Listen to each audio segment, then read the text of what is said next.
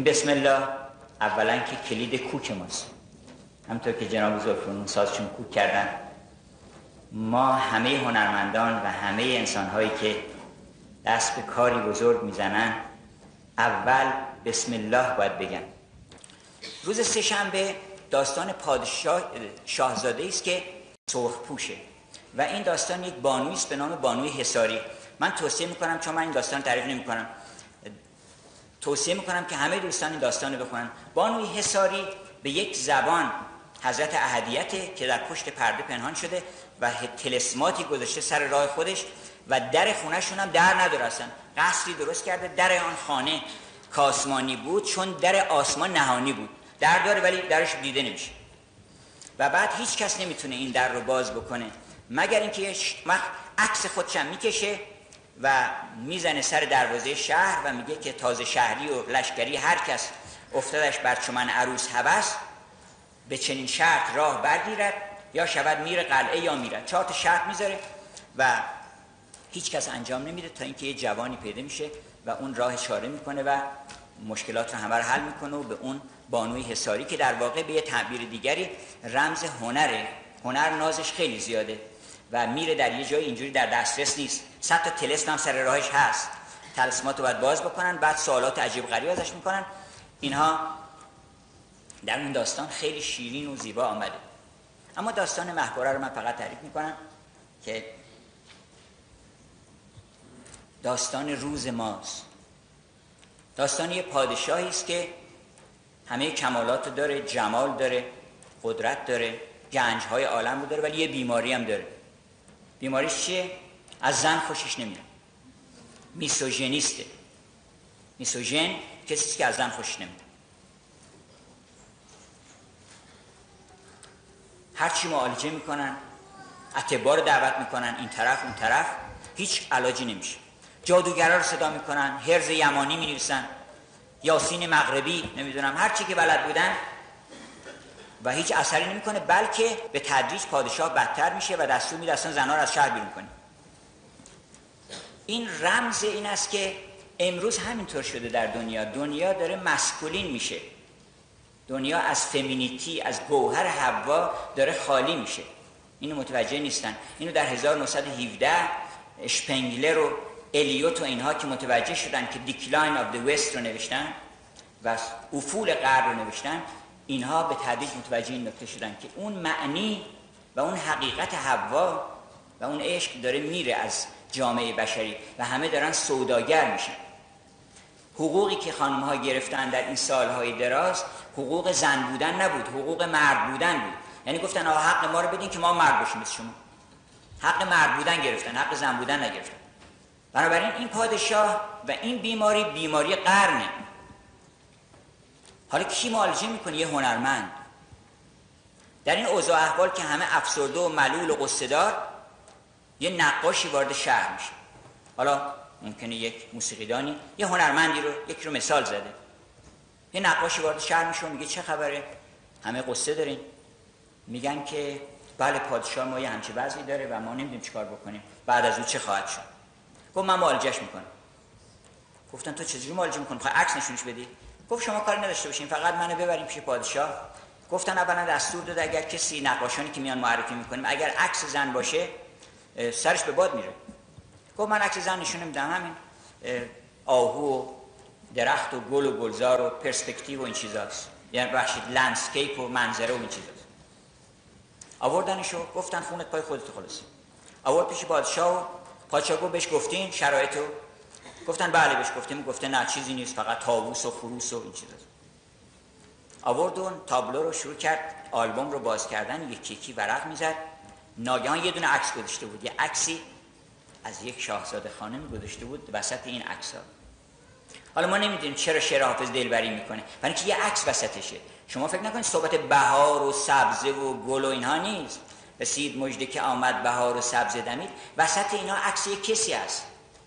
اینجا کسی است پنهان، تنها مگر خود را تا نقش تو در دیده ما خانه نشین شد، هر جا که نشستیم چو فردوس برین شد. این ناگهان بیهوش شد. نقاش هم بلند شد رفت بیرون. پادشاه رو به هوش آوردن، و گفتن که پادشاه اولین حرفی که زد گفت این نقاشو بریم بیارین، اگر این نقاش گم بشه سر همتون میبره. اینا گفتن لابد میخواد نقاش رو اعدام کنه. نقاش رو گفتن لابد فرار کرده، با عجله رفتن دیدن ننشسته اون پشت. گفت چه به هوش اومد؟ گفتن که بله به هوش اومد، تو رو خواسته. گفت آمد و پادشاه بهش گفتش اولا که نترس. گفت نه من ترسی ندارم.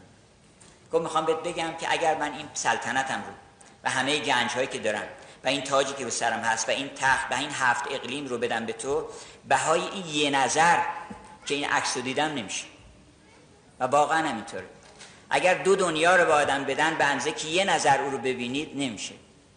تمام ثروت مولانا این بود که یک نظر دید. بعضی میگن شمس به مولانا چی نشون داد؟ چی گفت در گوش مولانا؟ چیزی نبود، گفتنی‌ها رو شنیده بود، دیدنی‌ها رو بهش نشون داد. آوردش دم پنجره سماع، دم پنجره موسیقی، دم پنجره هنر، دم پنجره سماع. گفتش که پنجره شد سماع سوی گلستان دل، چشم دل عاشقان بر سر آن پنجره. آوردش گفتش که گر 100,000 شخص تو را ره زند که نیست، از ره مشو به عشوه که آن است آن یکی. اون نشون داد. حالا عکسش رو اول آدم میبینه و خیال روی تو در هر طریق همراه ماست. گفتش که این کیه؟ عکس کیه؟ نقاش تفره رفت. گفتش که والا ما یه روز همینطور قلم دستمون بود، یه چشم ابرویی کشیدیم و یه زلفی و اینها در اومد دیگه. گفت غلط زیادی نکن، این چیزی نیست که آدم بتونه از خودش در بیاره. مردم فکر می‌کنن شعر سعدی با شعر اون یکی دیگه این همه، برای اینکه خب درخت داره، سبزه داره، معشوق و زلف و اینها. نمیدونن که این یه حقیقتی رو داره بیان میکنه. این یکی هم به تقلید فکر میکنه که بعد نیست مثلا ماه و خورشید و می و معشوق و اینا رو اگه با هم جمع بکنه آدم شعر میشه. سعدی گفت من چشم بر تو و همگان گوش بر منم. به این دلیل آدم گوش میکنه سعدی رو، و این چشمش به اون افتاده. بعد گفتش که این کسی نیست که تو خودت کشیده باشی، اینو دیدی. اونایی که دیدن با اونایی که ندیدن فرق میکنه. در ادبیات، در هنر، در نقاشی، در موسیقی 2 دستن. ادبیات رو تقسیم میکنن رمانتیک و کلاسیک و نمیدونم ادبیات سبک عراقی و خراسانی، اینا حرف ادباست. شما مشکل اساسی اینه که گرفتار ما معلمین ادبیات شدیم. شما تقسیم اساسی اینه که اونایی دیدن، شاعرایی که دیدن، شاعرایی که ندیدن. شاعرایی که دیدن مارک داره صحبتشون. مثل مولانا که گفت ما در نماز سجده به دیدار میبریم، بیچاران که سجده به دیوار میبرن. بنابراین گفتش که این دیدی تو. گفت بله این شاهزاده خانمی است در یک نقطه دوری در جنگلی که در واقع همون کوه قاف باشه، رمزی از کوه قاف. گفت چقدر راه؟ گفت 6 ماه. همه الان حرکت میکنیم، همه الان حرکت میکنیم. چون اگر کسی یه عکسی با آدم نشون میده آدم میشه سالک. طالب به کی میگن؟ طالب کسی که یه بویی، یه عکسی، یه چیزی بهش میرسه، از یه صاحب نفسی راه میفته. حالا 6 ماه دیگه برسه، 6 سال دیگه برسه. راه افتادن. گفت چی ببریم اونجا؟ طلا جواهرات. مثلا چه گنجی ببریم؟ گفت طلا جواهرات اونجا ریگ بیابونه، اونجا طلا جواهرات کسی قیمتی نداره. گفت پس چیکار باید بکنیم؟ شرایطش چیه اون خانم؟ گفت شرایطش این است که باید یه سوالی ازش بکنه که نتونه جواب بده. حالا اون شاهزاده خانم رمز جمال الهی است. هر جا شنیدین دختر پادشاه چین یعنی خدا. منتها اون وجه جمالش رو بهش میگن، چون اون لم یلد و لم یولده، اون وجه جمالش رو تعبیر میکنن به دختر پادشاه چین. و اون 3 شاهزاده هم عکس رو در دژ هوشربا دیدن در مثنوی، بعد راهی شدن، سالک شدن. 6 ماه بعد یا 6 سال بعد رسیدن اونجا. بنابراین گیرم که نبینی رخ آن دختر چینی. دختر چینی یعنی کی؟ یعنی حضرت حق. گیرم که نبینی رخ آن دختر چینی، از گردش او گردش این پرده نبینی. تا دل هرزه گرد من رفت به چین زلف او، زان سفر دراز خود عزم وطن نمی کنم. بنابراین اینا راه افتادن و گفتش که باید یه سوالی بکنه که نتونه جواب بده. اون علیمون به ذات صدور چه سوالی بکنه جواب نتونه بده؟ هر سوالی میکردن بلافاصله جواب میداد. گفتن از یک کسی سوالاتی میکردن فوراً جواب میداد همه رو. گفتن آقا یه تأملی بکن آخه فوراً جواب میدی. گفت این چند تاست؟ گفتن 5 تا. گفت چرا فوراً جواب دادی؟ گفت برای اینکه معلوم. گفت اونم هم تو پیش من معلوم. اون هر چی بپرسن بلافاصله جواب میده. بالاخره راه افتادن و گفتن بالاخره سوالات مشکلی طرح میکنیم و من خلاصه میکنم داستانو. 20 تا داستان طرح میکنن که به صورت معما که این سوالاتو بکنن، بالاخره یکیشو این نتون جواب بده.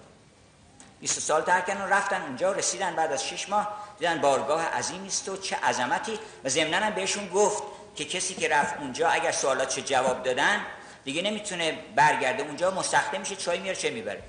اینجوری نیست که بخواد بکنه بعداً تو مرتبه پایین پادشاه میشه. اگر اونجا باختی دیگه باختی، اونجا مستخدم میشه. گفت چه بهتر که آدم اونجا مستخدم بشه.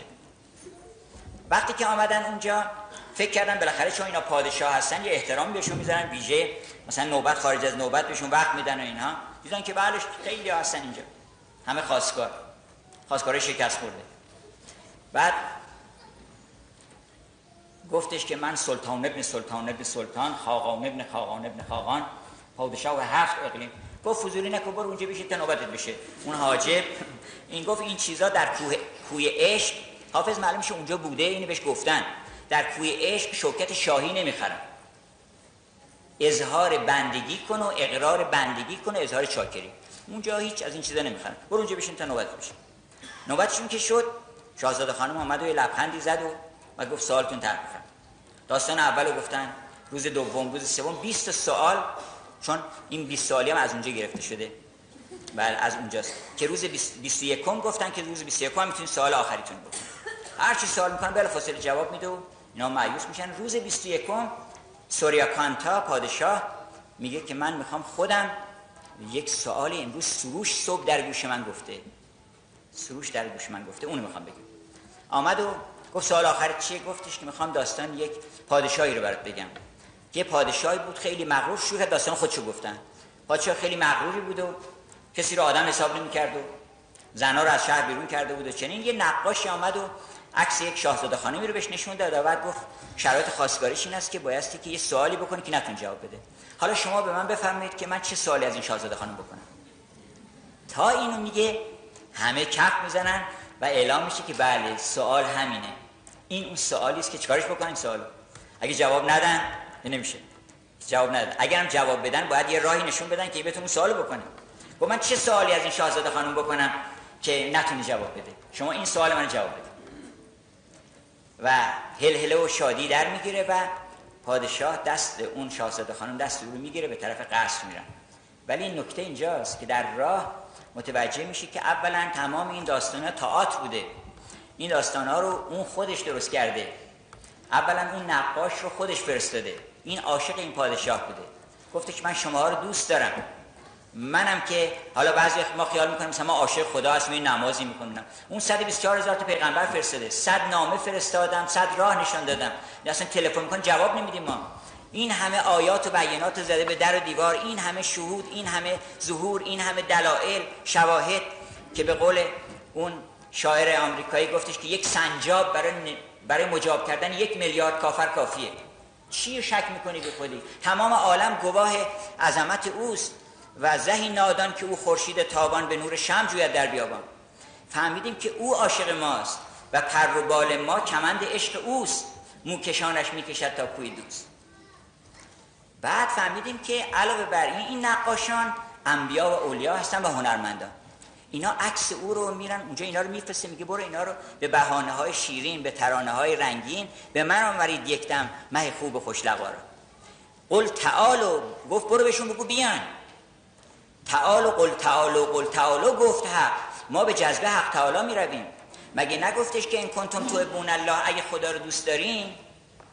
اینش هم این شرطیه نیست، این تقریره، یعنی که مسلمی که خدا رو دوست دارین. حالا که خدا رو دوست دارین بنابراین دنبال من بیایید، به معراج برایید. نپرسید که پیغمبر معراجش جسمانی بوده یا روحانی.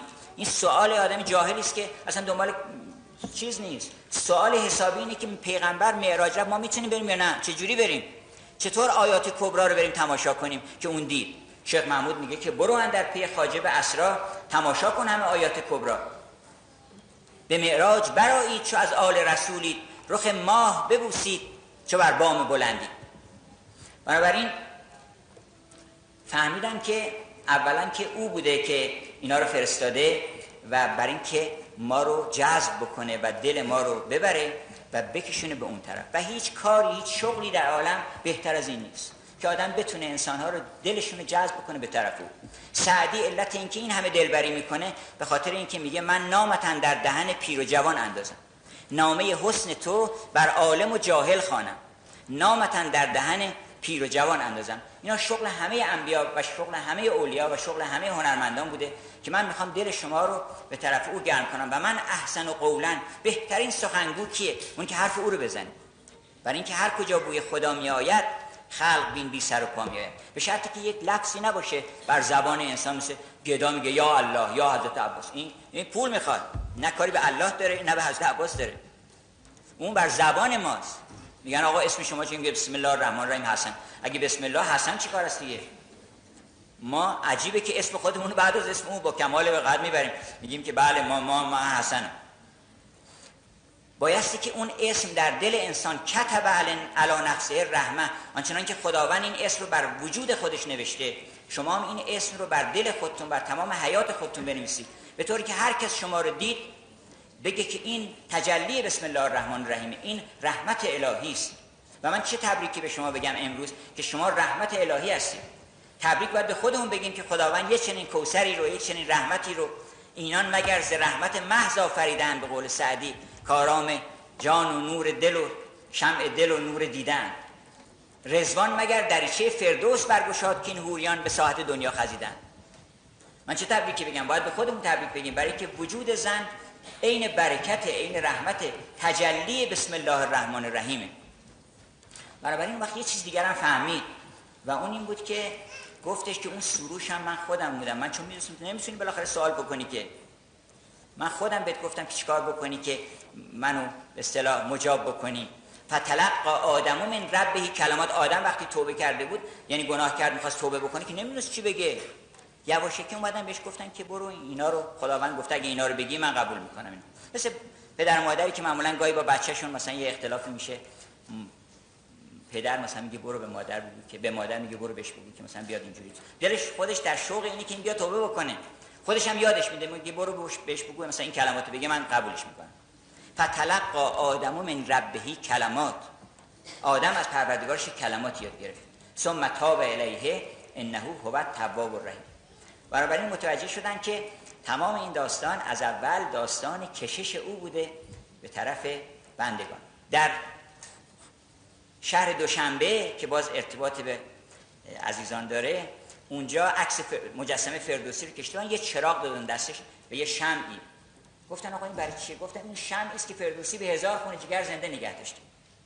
و یکی از اون لطایفی که درباره بسم الله هست، فردوسی گفته که بسم الله طلسم گشای همه طلسمات عالمه. برای اینکه اون جادوگری که آمد به دروغ خودش رو یک دختر زیبایی معرفی کرد در حالی که مادر فولاد زره بود، وقتی نام خدا رو برد اون طلسم گشاده شد. بنابراین این سرزمین به 1000 خون جگر، این مشعل هنر فروزان به دست ما رسیده.